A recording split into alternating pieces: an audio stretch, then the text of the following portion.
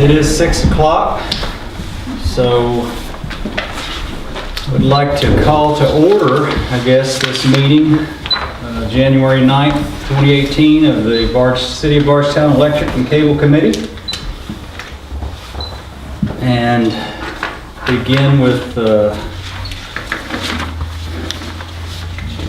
approval of minutes from the last meeting, if we may. I'll make a motion to approve it. Second. We have a motion and a second to approve the minutes, so we'll move right along from that. And all in favor? All in favor? Aye. Opposed? And motion carries. Help him out, Tracy. She's keeping an eye. All right, what about number 2, Tracy? Reorganization of committee members. Okay, Jeff Miller wanted me to put that on the agenda. For one, since Jeff Mills is retiring, but then we weren't sure how that position was going to be filled, and also there was a question whether or not staff members should be voting committee members, since what they're bringing to the committee to be voted on, they can also vote on. And so there's... We bring budget items to you, and then we're voting on our own budget. So, I don't know if that's good, bad. I think it's around the only committee that staff is voting on, I think. We're not for sure, but that's entirely up to you. But we do need to fill, if that's the case, for Jeff Mills, since this will be the last meeting that he was going to attend. He'll be retired at the end of this month. So that's kind of between Keisha and myself on how you want to do that. Now, I did talk to the city clerk today. I've got an answer from her about that. Unlike the other committee I'm on, the chair is appointed by the mayor when there's a new council, and it's not appointed again until there's a new council. So we don't vote for chairs here. It's already been appointed and approved by the council. So we don't need to do that. Okay. And she gave me a copy of the municipal order. And she said that as far as Jeff Mills' position, if it's filled as is, then whoever gets that position, since the municipal order states it's an electrical engineer, the city electrical engineer has that position. Now, if they do something different with that position, then the municipal order will need to be revised again. And it looks like it already needs to be revised because we no longer have a public, let's see, where is it? The Director of Public Works. Yeah, Director of Public Works and Engineering. We don't have anybody by that title anymore. There's a different title. So that might need to be brought up in council meeting, revising this to reflect the current positions that we have, and that title no longer exists. So if someone were to be hired to replace Jeff, it wouldn't be with the same, you're saying it wouldn't be with the same title? We don't know. Okay. If it is, then that person will just fill that slot. If not, we'll have to change that title or how that's named.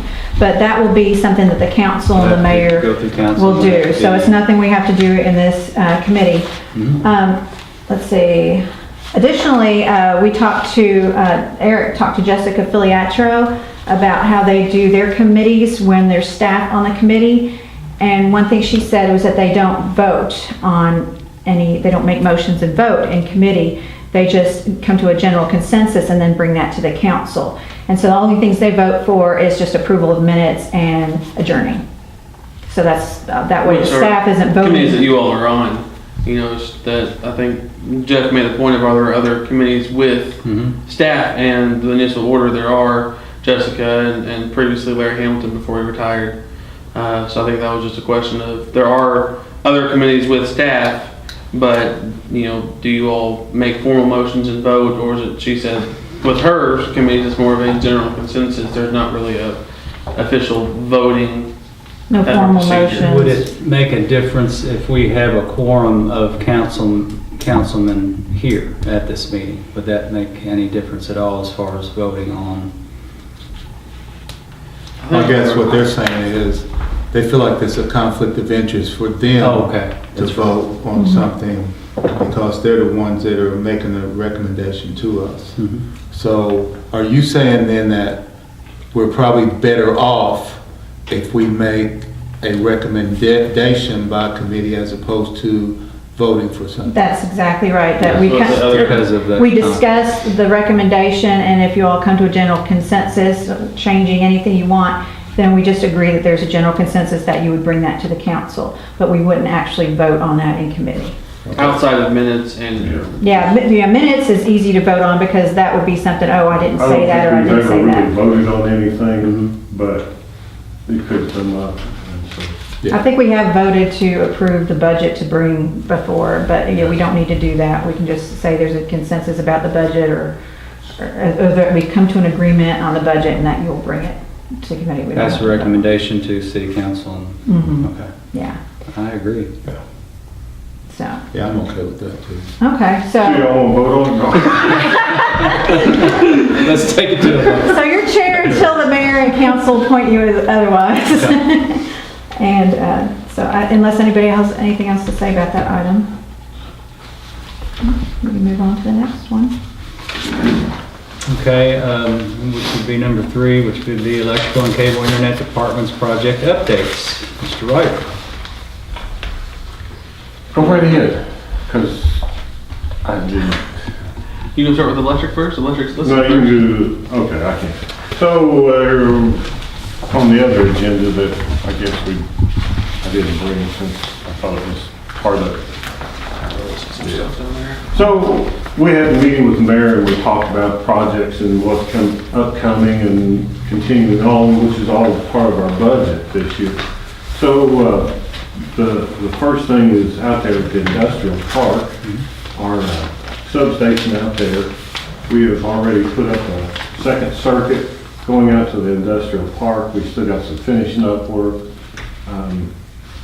We've got most of the equipment on hand, but there will be some engineering and then work with KU that we have to pay for. So we've got breakers already for that substation. We're changing 2 of them out. One's an old oil, and these are vacuum. It also allows us to do our SCADA system and upgrading, and then we're putting in a whole new circuit to the Wilson Industrial Park. We've got all the wire up and everything's pretty much ready to go. We just gotta get some engineering to finish off. So with Lidos and the other one, Patterson door. they will be coming in. So those will be some build type things that we'll see, but it's all within our budget this year. No surprises as far as that's concerned in No the in the surprise. bill. No, so all that's been installed and we just got some underground to put in. We had a meeting with KU last week on how we should do it and meet them. So, everything's a go on that one. Barton substation. So that's another one that's in our budget. And it's a redo because of KU's up in the voltage and we've got to do the same. So it kind of changed our plans, but then they have finally decided where their new substation's going to be and how to feed us, and our station's going to stay the same. But we're bringing it all up because we have 1966 breakers in there, and I think we got a 72, so I think it's the newest. So we'll have all new breakers, and there'll be some other stuff, some battery and the brains to it, so that we can get it online and see what's going on like we do our other 2 stations. And that you'll be able to incorporate in the SCADA system also after that upgrade, right? So some of this money is budgeted, but it will not get spent this year because of KU and the delays there. But we have to convert all the south end of town to get it up to the same voltage, and then we can run it off of our pool substation so that we can take Barton completely out, because it's got to have new concrete foundations and new bus bars in there. And so I think in our original part we didn't do the bus bars, but we had to because they got to go up. And no one makes the copper tubing anymore really, and all the fittings, and everybody's gone to aluminum. So So that upgrade to the south end has to be done so you can take that station offline. So and upgrade. we're probably 40% complete on that south end, maybe 50. Weather just kind of, we don't want to take transformers off and so Right. cold. Right. Even though it makes it easier getting in the backyard since the yards are frozen. So it'll be held off probably till spring when the weather kind of breaks, and then we'll get in there and do that. So we've rerouted some stuff, and but everything's in the budget. It's just kind of an update that we're on and we're going. There may be some changes for next year's budget to finish. Some of that'll carry over into the new fiscal year, I think. Okay. But what do you do when you have a situation like recently where we had a lot of inclement weather where it was raining? Is there a concern about going in someone's yard because, you know? We try not to, and we've got some pads to help in certain situations. Sometimes we're more concerned about getting power restored than the yard we can come back and fix. So we don't have those with us on the trucks. It just delays things. So, but we try very hard not to tear up yards. Especially at this time of year, because things get fixed and it's spring and they get aggravated, but it does happen. Because the only time that we really need to get in their yards is when the weather's bad. Yeah. It's just the way it works That's the way it works out. Yeah. So we're on the conversion part, and we've got a lot of it. There'll be some weekend type work because the businesses and stuff associated with that are after hours. We're using Hamilton tire lines and Sheldon a little bit to assist us since we're a small crew and we can't get it all done as a small crew. And So were the preparations and that you stated that need to be done before you can do the upgrade to the substation, all that was included in the budgeting Yes. also, right? And the work with Hamilton Power Line. So really no so there's no surprises there. surprises, it's just an update on where we're at. Good deal.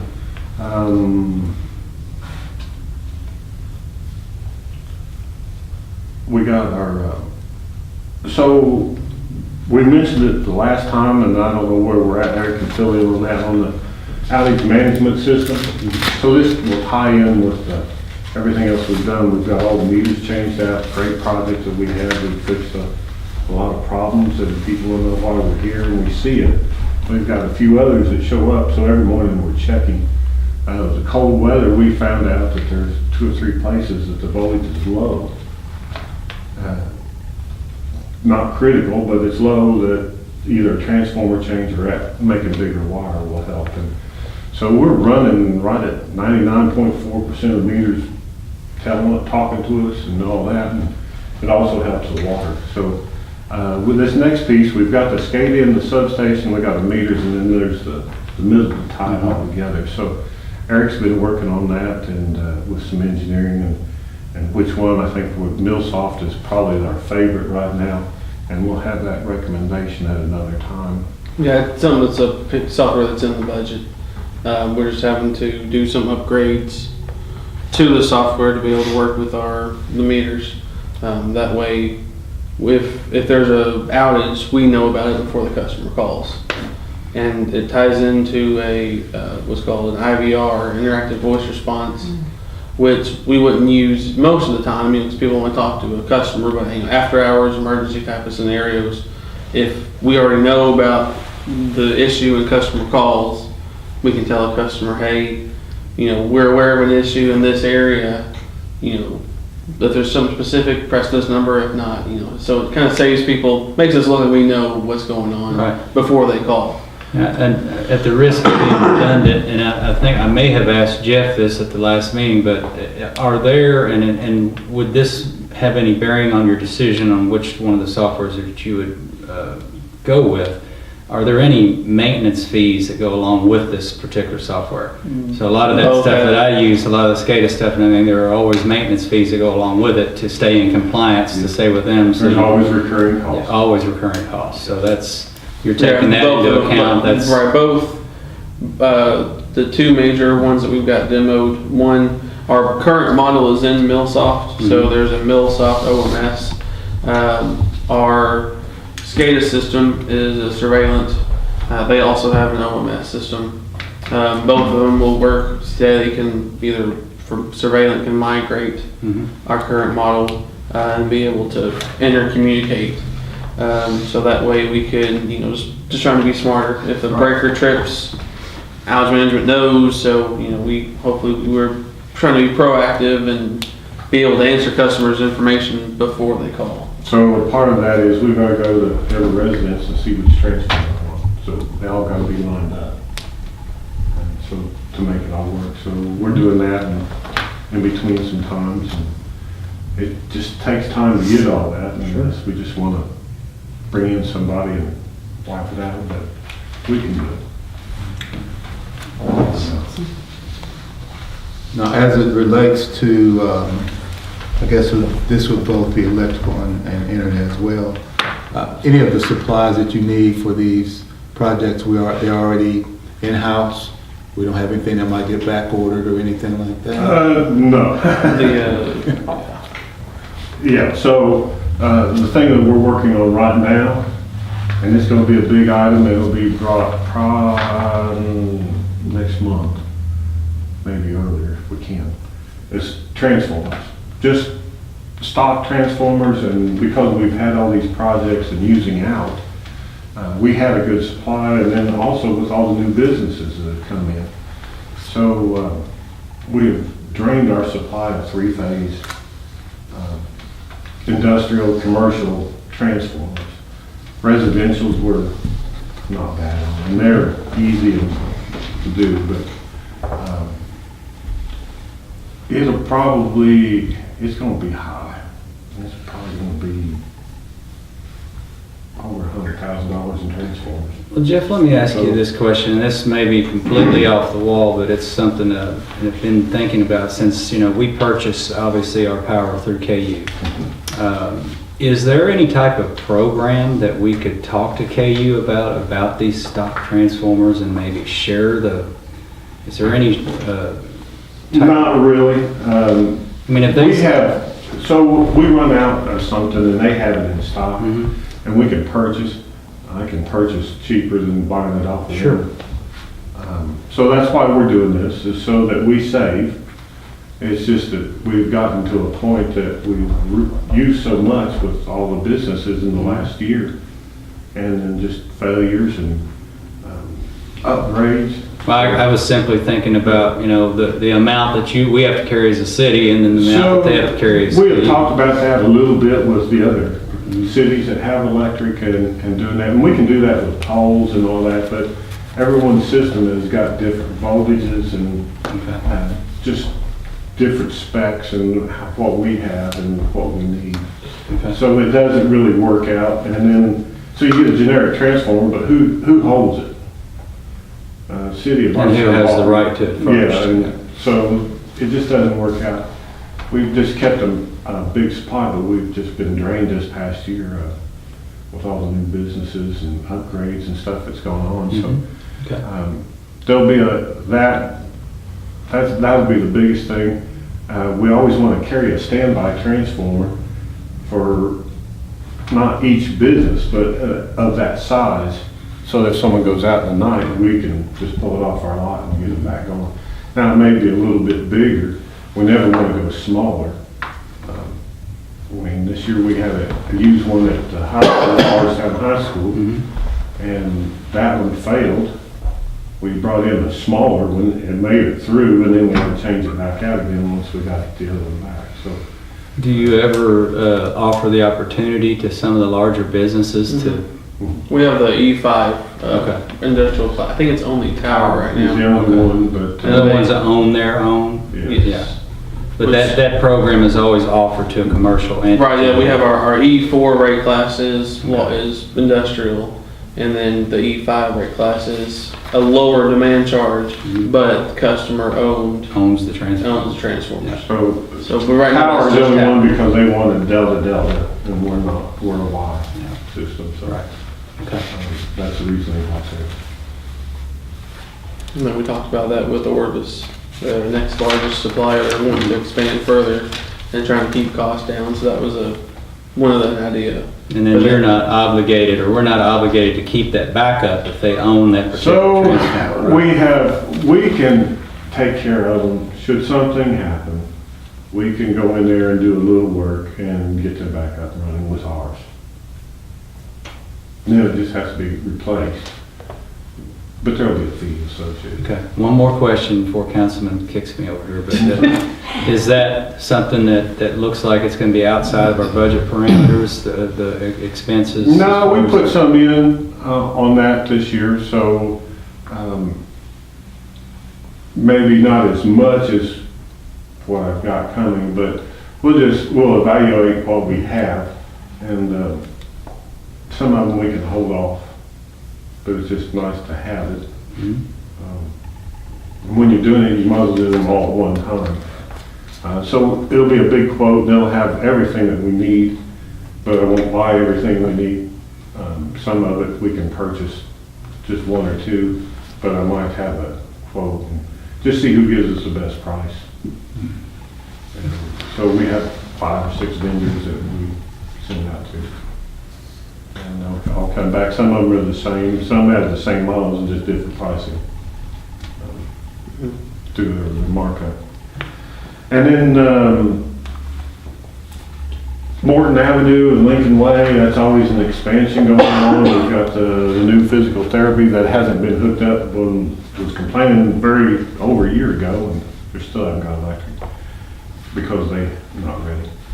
And then the urgent care's in, they've got the lots, and so all that, Riggs Boulevard, it's also building more of them fourplexes, patio homes, and so he's coming up the other side of the street, and so we got some lighting issues to fix in there on both streets, so we got conduits out and ready for it as they come up, so we'll start getting lights, and I know they'll start complaining because Riggs is dark, but we're getting there, so as they build and we can get the electric to them, so that's all coming up this year. It's already budgeted for those 2 items. Those extensions? If I remember correctly, you guys went ahead and put all that conduit and everything in there when they were getting ready to develop that, right? In preparation of that. Okay. Yes, so all that's ready to go, and then it's still, and it's a thought for next year, and we've mentioned at the last meeting, is the 5th lineman.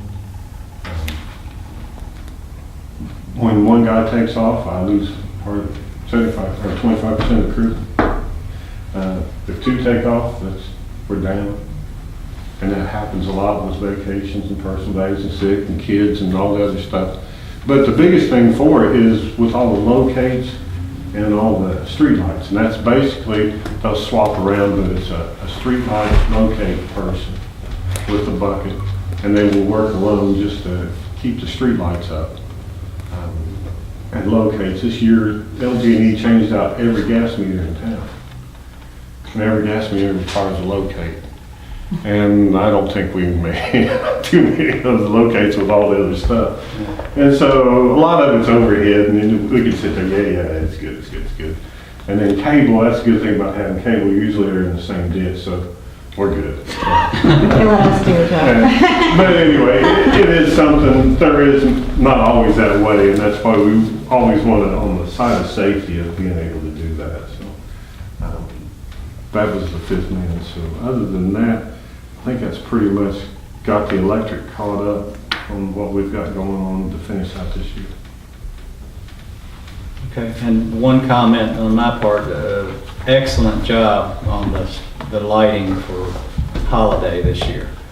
We had so many compliments from people coming in from out of town, how fantastic downtown looks. So kudos to your all's department and job well done. We only had one person there.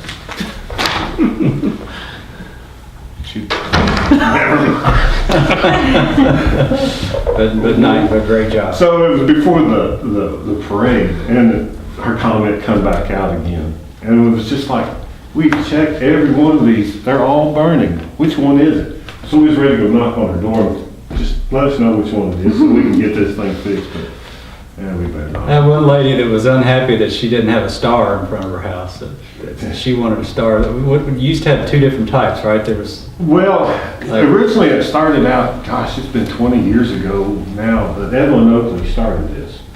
Her and Ann Rosalie. And so they went around and they got people to give $200 for the star at that time. And so that's how we started out with stars. And there was quite a few, and then a few years later, everyone else was wanting them, so they did it again. And so we ended up with about 90 stars altogether. And then over time, they're gotten hit with trucks and other vehicles and just bad. And we've kind of swapped some over to LEDs now, and so they just look funny. And Some snowflakes. it just has made then the the holiday. snowflakes come in and the breeze, and It just makes keep yeah. going more and more, and now lighting the courthouse and the Santa with the arm. It makes the holidays for us. I mean, We it just really make sure does. that everything works. They all have the ideals, and we try to make sure they all work. Every festival or whatever. Okay. Cable internet? Eric? Usually one thing that's always asked about is expansion in the county. So we have recently built to, in the Boston area, kind of north of center of Boston, Wilson Creek Road, Madison Road, Thompson Domes, half of Hurricane Hills.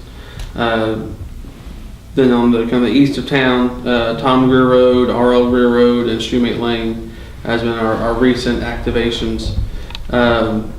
We're open the next, once the weather clears, you know, Jeff said it's been an issue with the weather. Hoping this spring to get to the second half of Wilson Creek Road all the way to the county line in Boston. Finish the back half of Hurricane Hills Lake, which we had a make-ready issue with a customer that wanted taller pole. Hold that off. And then we got a lot of new neighborhoods coming in. There's the new neighborhood, I think it's called Millwood Estates off the Poplar Flat Road in Surge Lane. That's a 50-home neighborhood that's already under development. Extension off of Presley Drive, I think the road's called Bryson Court. That's a 18-home new pocket, and there's about 11 or 12 home pocket on each building. So a lot of little new, little small developments that are, not small, 50 home, but that's kind of where all of our time and focus has been, is getting to these little pockets, as well as a lot of commercial fiber locations. I know we work together at Luxro, Bardstown Bourbon Company, so all the new distilleries are wanting it.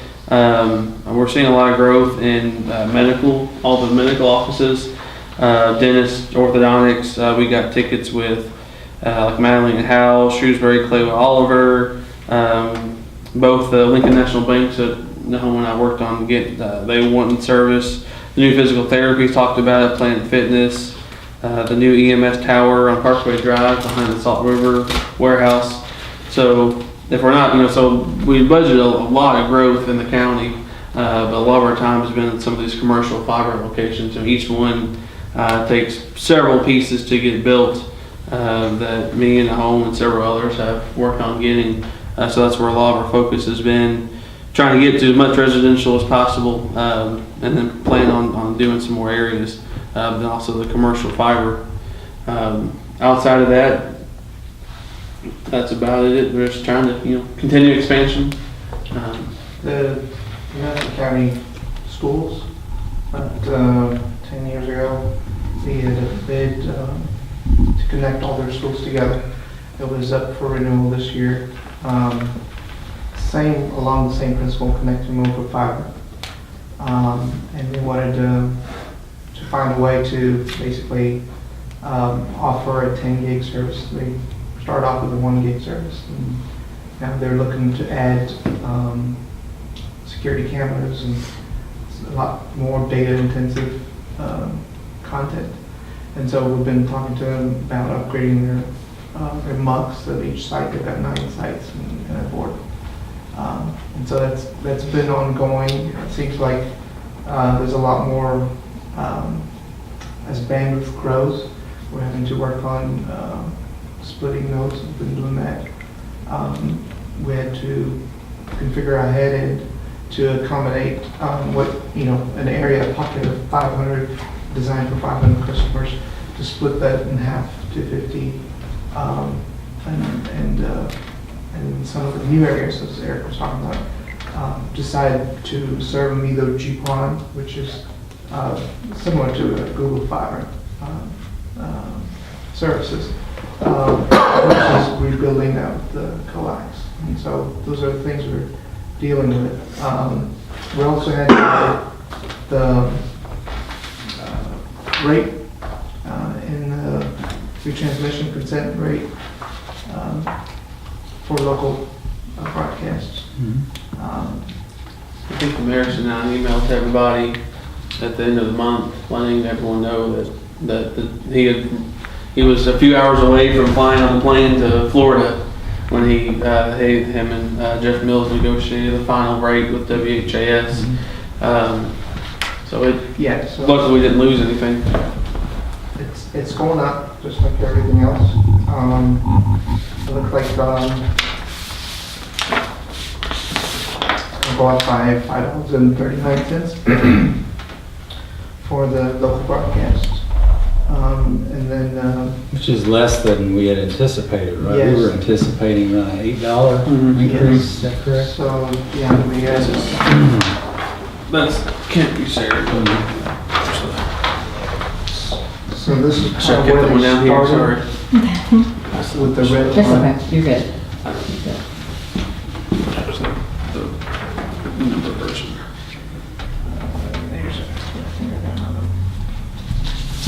That's now, that's what was the worst case.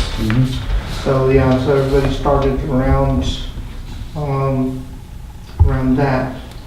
And then, year 3, we're looking at 2360 in the mayor and Jeff Mills and negotiated that down to the blue line.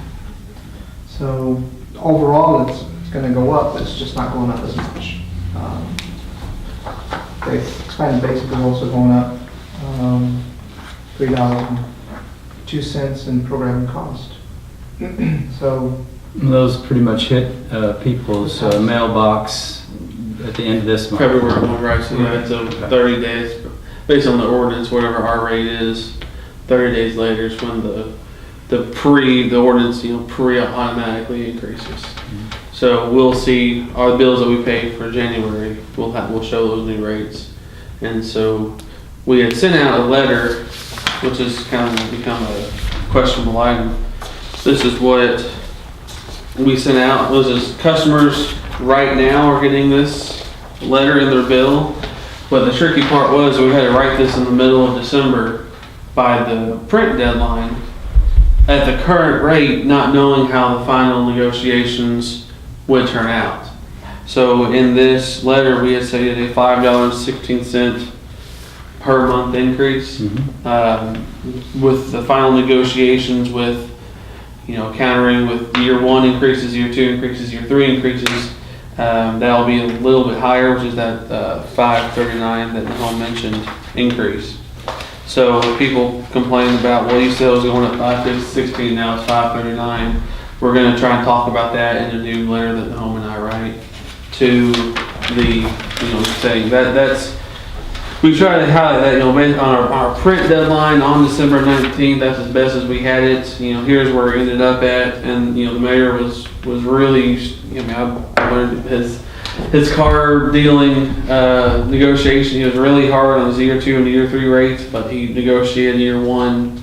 So it was so year 1 came up as years 2 and 3 went down on top for this rate. So that will be a little bit of a hurdle that people that will answer, and like Noam said, and we're looking at what $8.50, and that's just straight pass through. Channel 2 is starting 768.74 in the city and 73.49 for the first year. And of that, we retained $7. So yeah, so pass through most of that. This is for our overhead costs. So the entire remaining of that is passed through for programming. So that's kind of industry wide. The expanded basic $3 is just a year over year percentage increase based on our current contracts. So those, about 8-9% per channel, which totals about $3. So I think the way that one of the articles was written was it made it seem like the basic was going up $8. So but it's a $8.40 total if you for those two packages.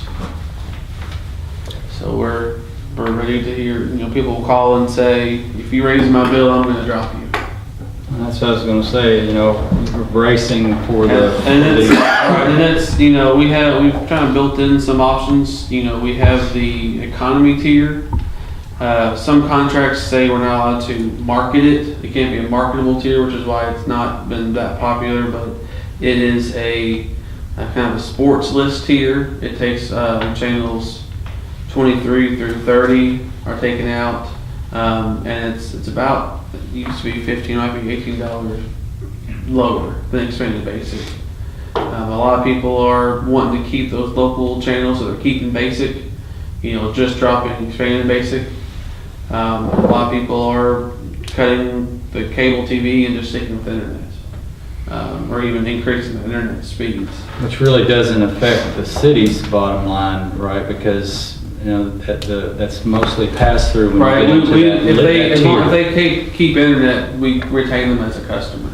If they cut us out, if they get a 12-month contract, better rate with one of the satellite providers, they might get a better rate than that for 12 months on a 24-month contract. So the 13th month they are freaking out and Reality sets in. Right. and they're calling and saying that they're locked in for 12 more months at that new rate. So we, it's hard to convince customers to say, this, yes, it's increasing, it's not our fault, but listening into those negotiations, they were telling the mayor, well, it's not our fault because the local news channels having to pay it to the ABC, NBC, CBS's, and they're having to pay for their NFL contract. So it's just, it trickles down to a pass through from everybody, as they say, all the way down to the local customer. So it's just. We're also looking at maybe next year to claim some of the analog channels, because we want to improve our product. We want to, as much as we can, have HD programming for all the digital basic and so on. But we don't have the capacity for it. On internet keeps expanding, needs more bandwidth, and we have solutions for customers that just have, they have analog TV. We have a DTA for them, and so we just have. Said they have an analog TV. Right. We still have people that have analog. Yeah. Good. Okay. Jeff Mills purchased, I want to say it was either 2,000 or 5,000 of those digital The analog DTAs. converters, thinking it was a minimum quantity purchase. I want to say it was 2,000. And he thought, we're going to have these in stockpile, hopefully we can sell them on the black market. We're out. We Yeah. completely ran out of them. We no To the longer point offer where- to new customers. Right, if we have a few in IT, the IT kind of recycle to maybe, for the few people, but we're out and telling people, you do have the option to get, depending on your TV, just get the upgrade to the small HD box. Wow. That's what, $295 a month? Yeah, I had no idea that there were that many It's, analog sets still out there. I have a question. How many cable customers and internet customers basically do we have, a roundabout number? Right under 7,800 customers take basic. And that's a number that goes down every month. So it's right around a little under 7,800 basic, and what about that? 800, something like that, of modems that we serve. Some of those are with Bardstown internet, right? Right. So 2/3 of those are. So I know that I know with streaming and everything, Mhm. I was, at first I wasn't understanding it, but if they keep their internet, it would be a great thing. But if they drop that, have you seen cases where they're starting to drop internet and use someone else for their streaming? I mean, with millennials per se, they're basically not really using ABC, NBC, CBS. That's no concern of theirs. Right. They're streaming, you know. And so I was just wondering how has that started to affect us at all, or we're not seeing any of that right now, or is it just for like the major cities that are seeing that? I know Nahome's talking about expanding some more fiber residentially. It seems like depends on what you are used to. People in the city that have had it for years want more.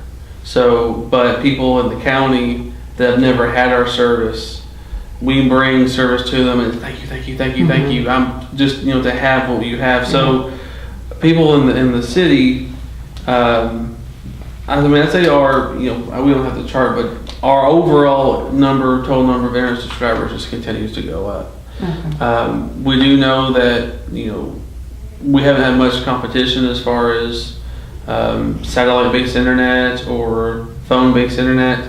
I believe the AT&T fiber has picked apart some neighborhoods, Miller Springs, Copperfields, some of those. They've done some work, but we haven't really seen too much of a transition to that. So our overall total internet numbers just continue to go up. Okay. And that's due with more expansion. As we continue to expand in the county, it makes those numbers go up. But, most people in the city, they just more and more speed for that very reason. Okay, with the consideration of short as our time is getting here, we probably should move on. What about local networks retransmission consent update? Do we need to? That's what I. Yeah, we've pretty much covered that pretty well. We don't need to do that. So from here, does anybody else have anything to add before we talk about our next meeting date? So it's just gonna be different. We won't have Jeff around. It's gonna be a little different for all of us. He's been practicing at it, but anyway. Yeah, but it will be different. He'll be sorely missed. We've talked a little bit, and I know he has with these guys too, and we're gonna need some engineering help. So that will come in at certain points for electric and stuff. And like we've talked about on these other things, but there'll be probably some project that will need an engineering stamp. And I think Larry's going to help with some of that, but we will have to have Lidos or whatever to have that engineering stamp. So. Understood.